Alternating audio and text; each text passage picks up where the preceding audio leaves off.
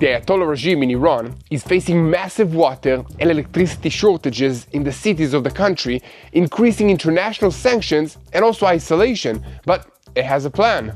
Its plan is to build up the capacity to fire 2,000 ballistic missiles at Israel every day in a future war, as well as arming and organizing Shiite militias in Iraq to send over the borders with the neighboring Arab countries and try to invade the Jewish state.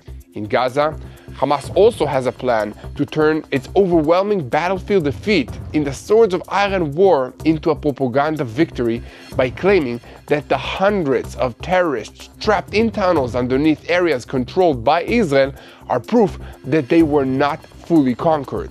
Israel has a plan to conquer the narrative, and ultimately, the fate of the terrorists in those tunnels will be decided by Prime Minister Benjamin Netanyahu and by President Trump.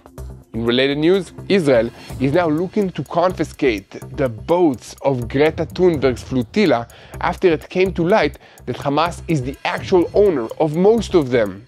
And meanwhile, it has been announced that 2 American envoys will arrive in Israel this week to discuss the release of the terrorists and the second phase of the Trump plan, even as IDF soldiers foiled an attempt to smuggle weapons on the western border. And in the northern arena, the IDF eliminated 3 terrorists from the Hezbollah terrorist organization in southern Lebanon and struck weapon sites over the last 24 hours. In related news, the former jihadist and current interim president of Syria, Abu Muhammad al-Julani, was at the White House on Monday for a historic summit with President Donald Trump. Welcome to Boots on the Ground. I'm your host Yair Pinto, bringing you the whole truth about what's happening in Israel. Prime Minister Benjamin Netanyahu met with the White House Special Envoy Jared Kushner this week, with the focus on the demand to allow a safe passage for about 200 terrorists who are underground in Rafah following the release of Hadar Goldin. In addition, the two spoke about the demilitarization of the Gaza Strip and the need to ensure that Hamas will never again have a rule in Gaza. The key to everything is exposing hundreds of Hamas tunnels that the IDF did not manage to uncover, figuring out what to do with the trapped terrorists, and advance the transition to the second phase of the Trump peace plan, which includes the establishment of an international stabilization force and the demilitarization of the Gaza Strip. But this week, there were also some clashes along the yellow line as terrorists attempted to infiltrate the area and were eliminated by the IDF troops. Hamas continues to violate the ceasefire agreement by trying to harm IDF forces and develop the tunnel system of Hamas's military wing in the Gaza Strip, which is a result of skilled experts' work and prior military organization. The tunnels have become a central point of contention in the ceasefire negotiations and a factor that does not disappear easily. In related news, the state requested to confiscate vessels that participated in the Shamud flotilla to Gaza, claiming that some are owned by Hamas and that its people sought to break the blockade and create a media provocation and not to provide humanitarian aid. The state attorney's office emphasized that the request is also intended to prevent similar events in the future, although we see that there are already preparations that are being made for such attempts. And also, despite Jerusalem's declaration that there will be no Turkish soldiers on the ground, President Erdogan is already formulating a plan that will send thousands of soldiers to Gaza, which will place Israel in strategic danger. And in the northern arena, in recent days, the IDF forces began building a new concrete wall along the northern border at a point located deep in Lebanese territory, yet still behind the blue line which is recognized by the United Nations. Also, the IDF eliminated 3 operatives from the Hezbollah terrorist organization on Monday. And President Trump is reportedly tired of promises by the internationally recognized government of Lebanon and has set a new 60-day deadline for Hezbollah's disarmament. However, dozens of tunnels and large caches of missiles and other weapons have been detected in southern Lebanon, leading to questions about how long the situation will remain stable. And meanwhile, Monday saw a historic summit between President Trump and Syrian interim President Abu Muhammad al-Julani, who, unlike other leaders, arrived through a side entrance to the White House and met the American president behind closed doors. Nevertheless, he is the first Syrian head of state to ever visit the White House. The agenda for this meeting reportedly included a full removal of sanctions, Syria's joining the coalition against ISIS, and a security agreement with Israel. Back in the Middle East, Iran is facing the most serious crisis in its modern history, including the possible need to evacuate the capital city of Tehran amidst a shortage of water and electricity.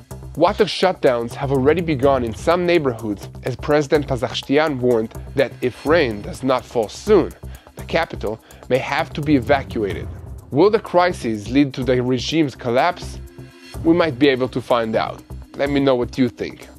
But for its part, the regime is still making plans for a future war with Israel that will include the launching of 2,000 ballistic missiles every single day for several weeks. That's their plan, and according to senior officials, the factories that produce missile components are working 24 hours every day, 7 days a week, to make it happen. The New York Times newspaper published a full report on these developments this week, as well as the Islamic Republic's renewed nuclear program. The Times' conclusion is that another round of conflict between Israel and Iran is inevitable. So we have a lot to talk about today, so let's dive into the details.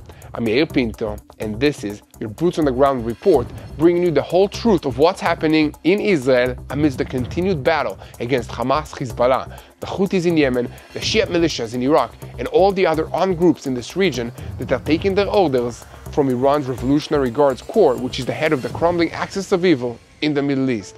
And a moment before we begin, I want to ask you to keep helping us spread the truth, share our content with as many people as possible. Click the like button, leave a comment, hit the subscribe button so that you never miss another episode of Boots on the Ground. On Monday, the IDF eliminated 2 terrorists who crossed the yellow line and approached IDF forces that are operating in the southern Gaza Strip in a manner that posed an immediate threat to them. This was only the latest of dozens of such attempts to probe the yellow line since the beginning of the ceasefire. In addition, Hamas has not yet returned the remains of all the captive fallens in its possession as it committed to do.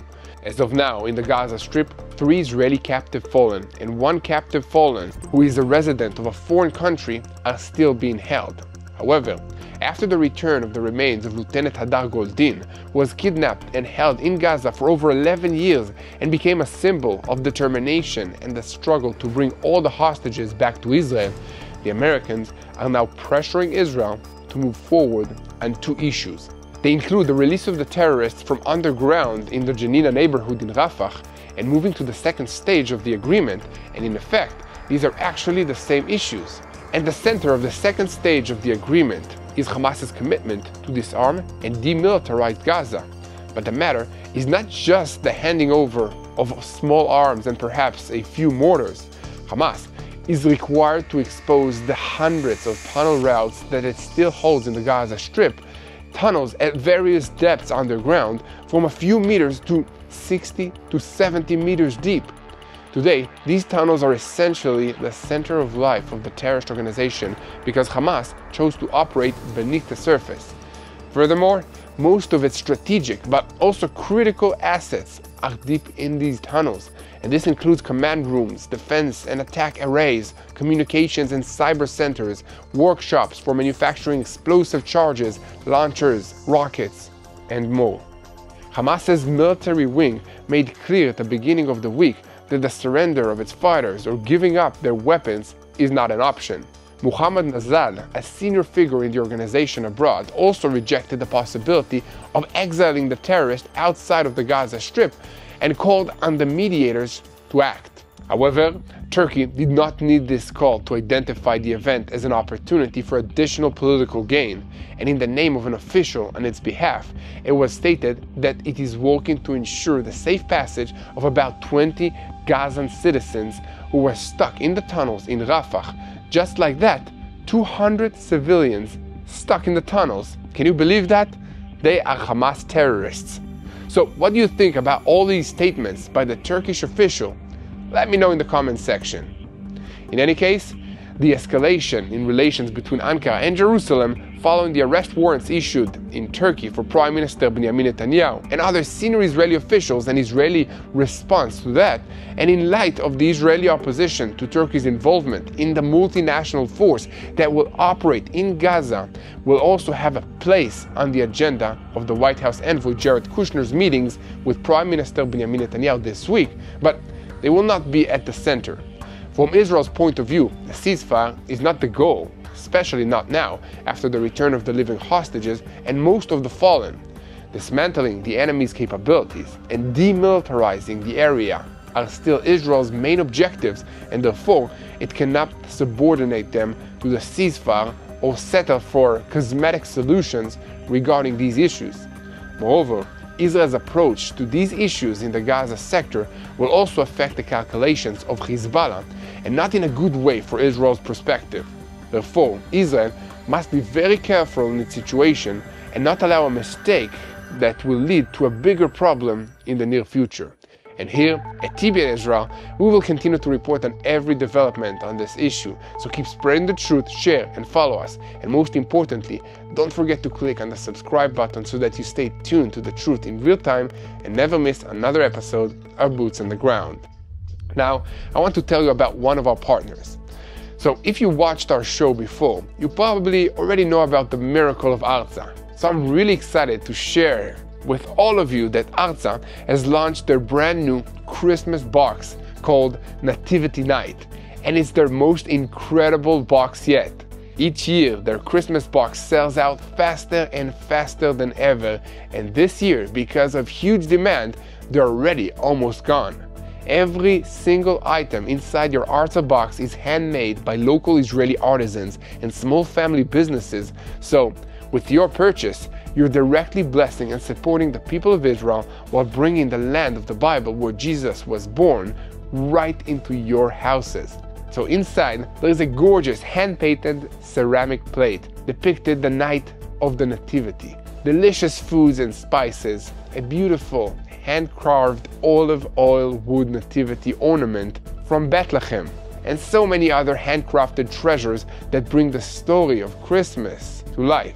Every item is designed to help you experience the true meaning of Christmas from the Holy Land of Israel itself. They're only selling this box for a few more days, and it's almost sold out. Plus, they just increased our discount. You'll get 15% off with the code TBNIL15. So, if you love Israel, or you know someone who does, this is the perfect gift to celebrate Christmas and to share the beauty of the Holy Land with your loved ones. So go to arzabox.com/TBNIL and get yours today. Again, that's arzabox.com/TBNIL, and don't forget to use the code TBNIL15 for 15% off of your Christmas box subscription. Now moving on, the Saudi newspaper Ashrak al-Awsat published a story this week about Hamas's tunnels in the Gaza Strip.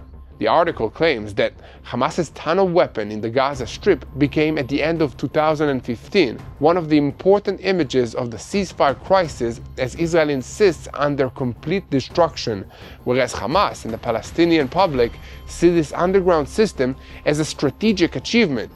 Meanwhile, Defense Minister Israel Katz said recently that about 60% of the tunnels have still not been destroyed. This is a claim that puts into question the IDF's ability to destroy them.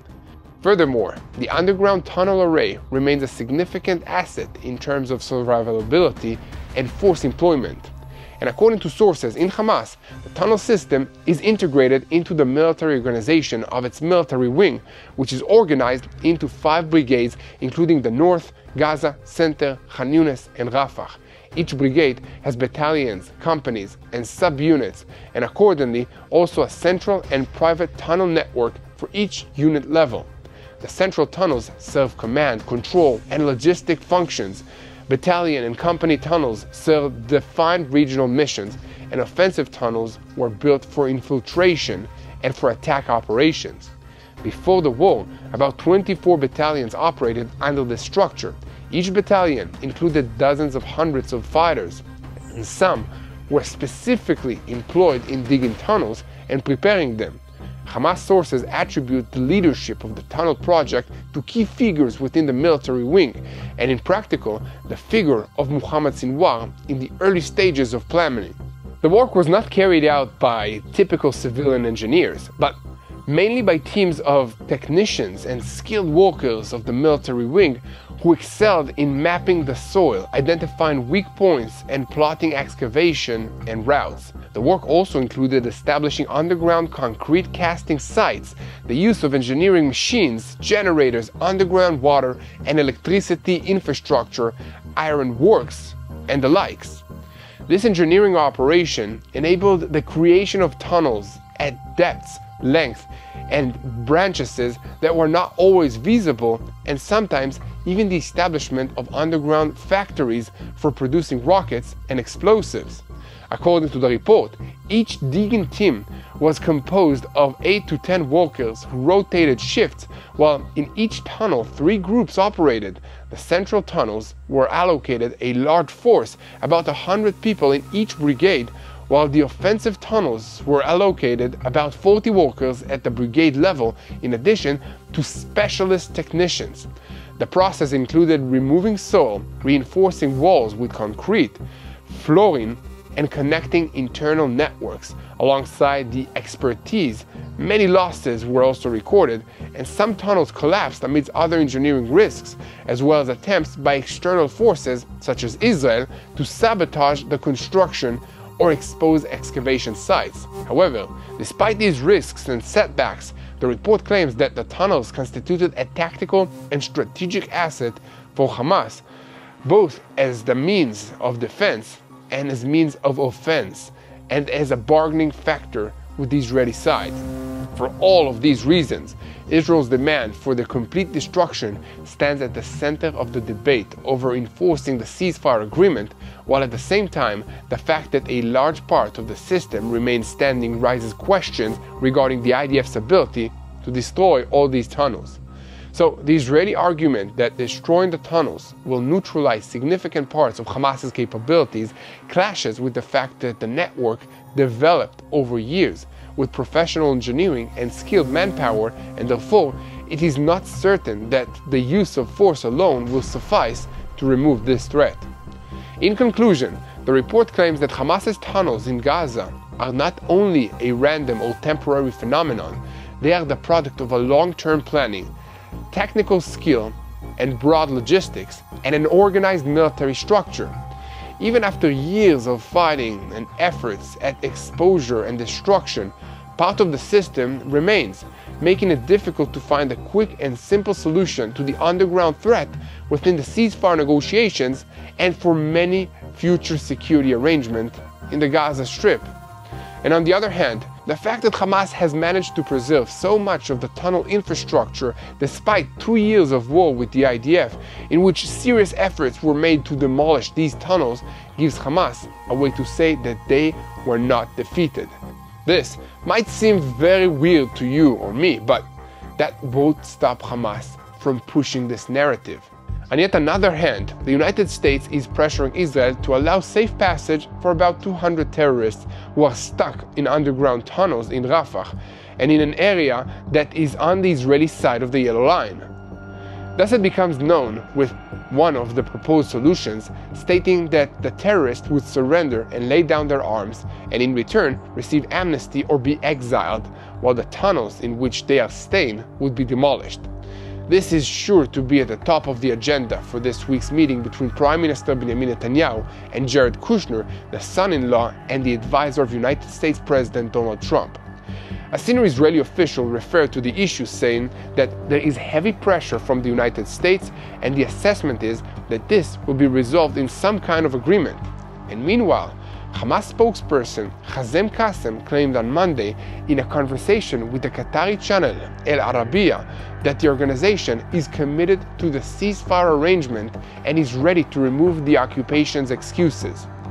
He also said that Israel and the United States bear responsibility for the consequences of handling Hamas's operatives in Rafah, and added the operatives will not surrender and Hamas is ready to act positively to solve this problem.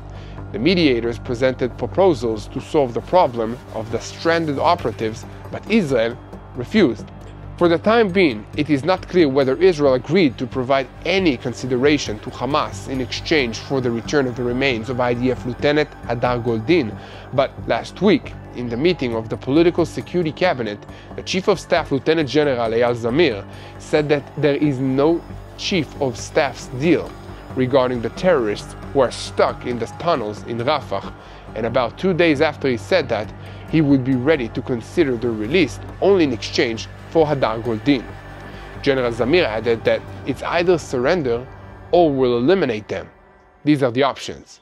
Now we are keeping our focus on the Gaza Strip, but shifting slightly to a developing story about the Shamud flotilla that was highlighted by Swedish activist Greta Thunberg several weeks ago. On Monday, the Israeli prosecutor's office filed a request for permanent confiscation of 50 vessels that served the activists of the Shamud flotilla, as according to the state, a not insignificant portion of these vessels were owned by Hamas. The flotilla arrived in the waters off the coast of Gaza on the eve of Yom Kippur, Day of Atonement, compelling Shayetet 13 commandos and the Navy to take control of it. They then transferred the vessels and the activists to the port of Ashdod in Israel. The prosecution said that the vessels took part in a flotilla unusual in its circumstances and unprecedented in its nature.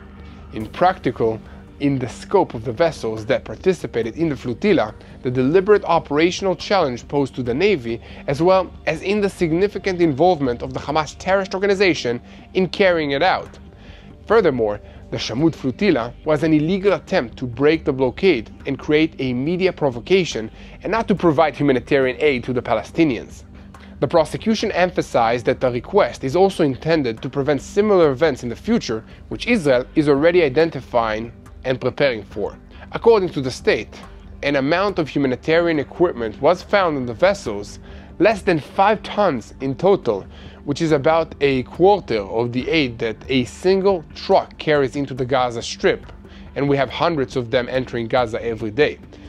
The prosecutor's office said that this fact indicates the true intention of the organizers of the flotilla to try to break the naval blockade, or at least to create a media provocation as part of an image campaign against the state of Israel in the world, and not the humanitarian presentation that they sought to ascribe to themselves for the sake of international sympathy. The state also noted that there was direct contact between Hamas-affiliated elements and some of the organizers of this flotilla. The terrorist organization was deeply involved in the activity, and Hamas asked to finance the flotilla, to synchronize between the various international organizations, and to purchase ships while attempting to conceal its involvement in this flotilla. Documents found indicating that many of the vessels against which the request is filed are owned by Cyber Neptune, a front company owned by a central activist in the PCPA organization, which was established by Hamas in 2018. The state further noted that in requests that classified material regarding the elements behind the flotilla will be released to the court, saying that in these very days reliable information is being received about an intention to once again organize another large participant flotilla, and the organizers of the flotilla are working to locate and procure additional vessels, and this confiscation request is important also to prevent and deter others from doing the same. It is important to point out that last September, the Ministry of Diaspora Affairs and Combating Anti-Semitism published a report stating that the flotilla is not an innocent civilian aid move, but a cover for propaganda activity and international legitimization of terrorists through use of language such as human rights and humanitarian aid, while completely ignoring the events of October 7th and Hamas's crimes. Alongside the report, the ministry presented flotilla activists who have a direct connection with Hamas terrorists. Amongst the activists, Marwani Ben Gouatia, an Algerian pro-Palestinian activist identified with the flotilla, who has documented meeting with Hamas senior leader Yosef Hamdan. Also present was El Nawar, a member of the steering committee of the GSF, who previously served as the coordinator and the spokesman of the Shamud convoy. Nawar was documented in meetings with representatives of Hamas and Palestinian Islamic Jihad, and even participated in the funeral held in February for former Hezbollah leader Hassan Nasrallah.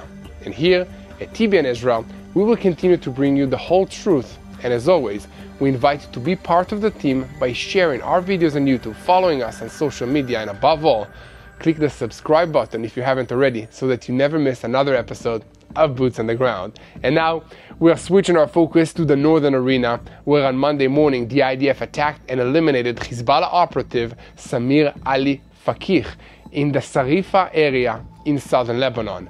So this evil man dealt with smuggling weapons of Hezbollah terrorist organization to various areas throughout Lebanon, but he won't be doing that any longer. And in addition, yesterday, the IDF eliminated 2 terrorists from the Hezbollah terrorist organization in the areas of Humin El Fauqa and El Sawana in southern Lebanon. Also, during the night, loud explosions were reported after midnight in the area of the village of Hula. And according to local reports, the IDF entered the village and demolished 3 terror buildings there. This week, we also reported about significant sanctions that the United States Department of the Treasury imposed on money changers and elements that assisted the cash transfers to Hezbollah in the past year. According to estimates, about $1 billion was transferred from Iran to Hezbollah since the beginning of the year. On the ground in Lebanon, reports emerged that indicate that since the beginning of the ceasefire with Israel, searches in valleys and forests located more than 50 tunnels and led to the confiscation of over 50 guided missiles and hundreds of additional weapons. The Lebanese National Army is confident that it will be able to declare southern Lebanon as an area free of Hezbollah weapons by the end of 2025, in accordance with the ceasefire agreement that ended last year's destructive war between Israel and Hezbollah. However, Israel's intelligence echelon doubts these optimistic assessments by the Lebanese government, and in recent weeks, Israel has been applying pressure on the Lebanese army to be more aggressive in disarming Hezbollah, which is supported by Iran, and raise a demand to begin searching for weapons also in private homes in the south of the country. The demand was rejected by the leadership of the Lebanese army, which fears that such a step would ignite an internal conflict and harm the demilitarization strategy that, according to the army, is cautious but effective. However, after many delays on this issue, and against the background of many Israeli strikes in Lebanon in recent weeks, Lebanese media reported that an American delegation warned on the Lebanese government on Monday against not fulfilling their commitments regarding the disarmament of Hezbollah. In fact, according to the Lebanese television channel OTV, the American delegation informed the Lebanese officials that the United States is setting a 60-day ultimatum to complete reforms in Lebanon and to disarm Hezbollah. The message that they conveyed is that President Donald Trump is tired of hearing about the Lebanese promises that are not fulfilled, and he is considering withdrawing from the Lebanese file. According to the message conveyed, the next stage will not be like the previous one, and the United States will not be patient. The officials further clarified that the United States sees Lebanon as responsible for Hezbollah receiving a huge budget from Iran this year. As is recalled, the United States Department of the Treasury revealed last week that the Quds force of the Revolutionary Guards transferred to Hezbollah more than $1 billion since January of 2025. This is mainly through money exchange companies in Lebanon, and the United States has now imposed sanctions on 3 operatives that are involved in the money transfer.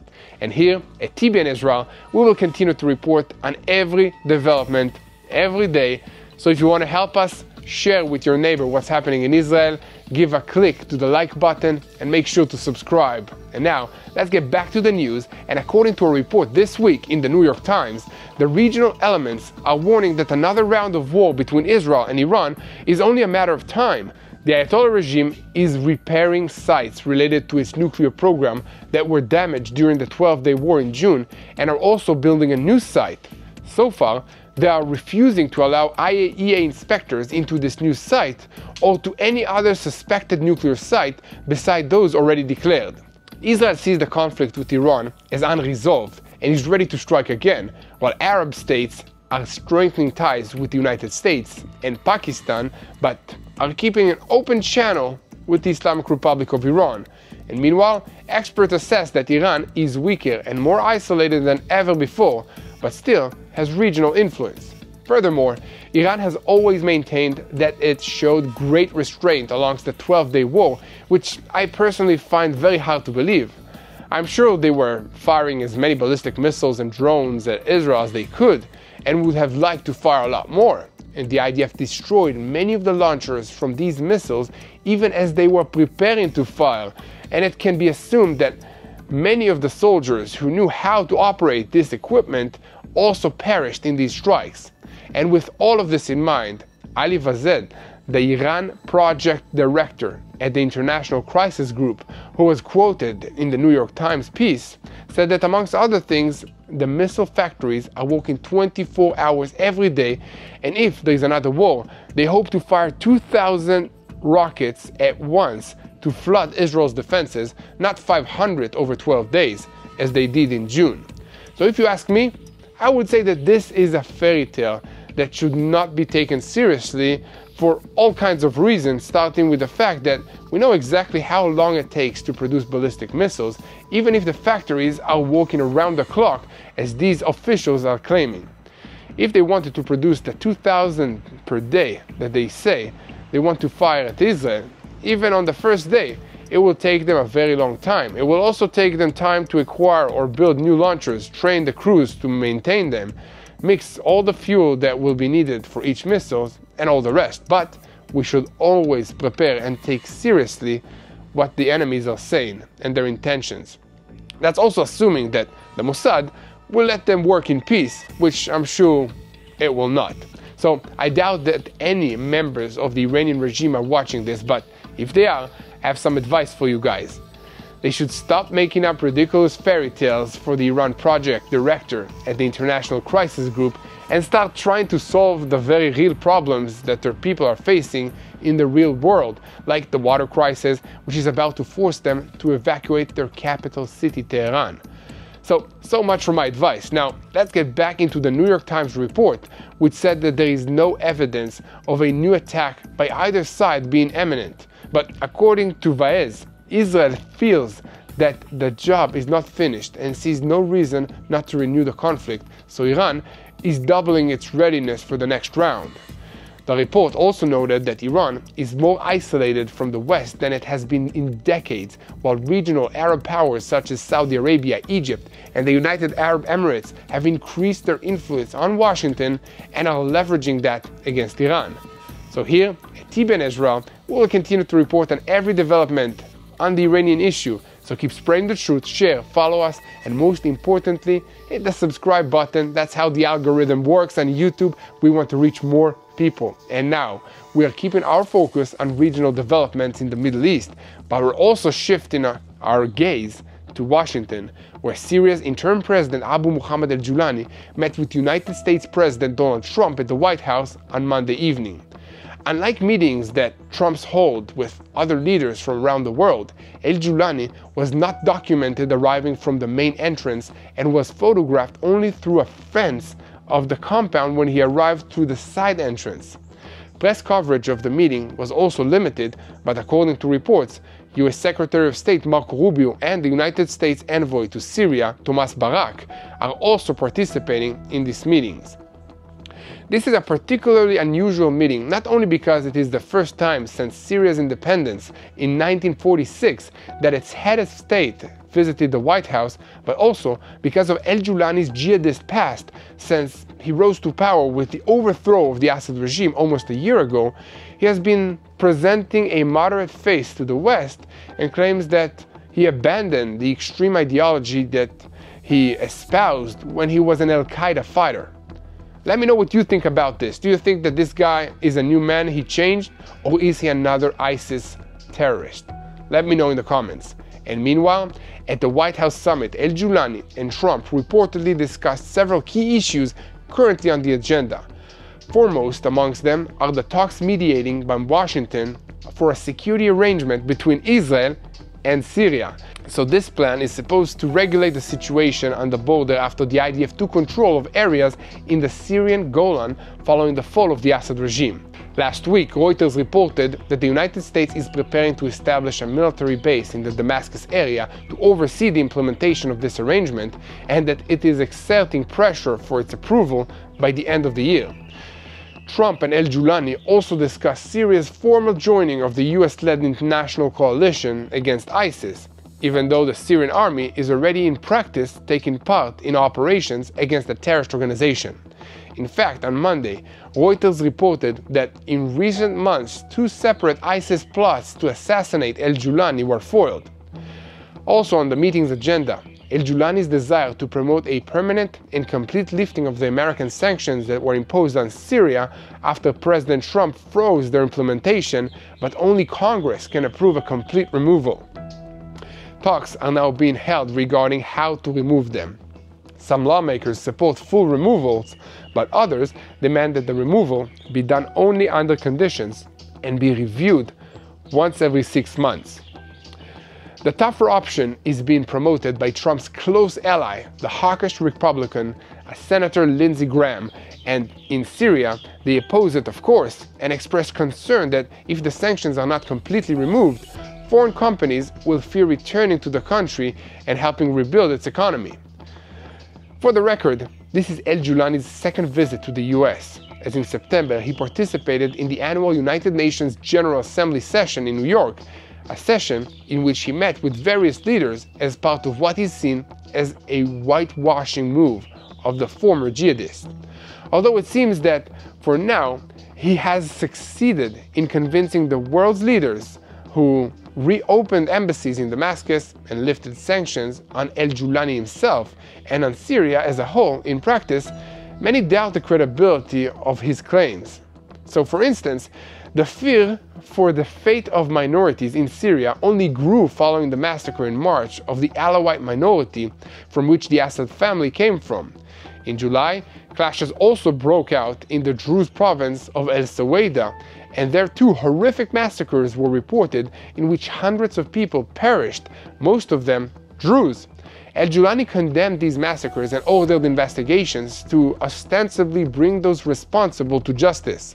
Meanwhile, in interviews that he has conducted since coming to power, he dodged when asked if he supports a constitution based on Sharia, Islamic law, but the temporary constitution that was adopted has already strengthened its status.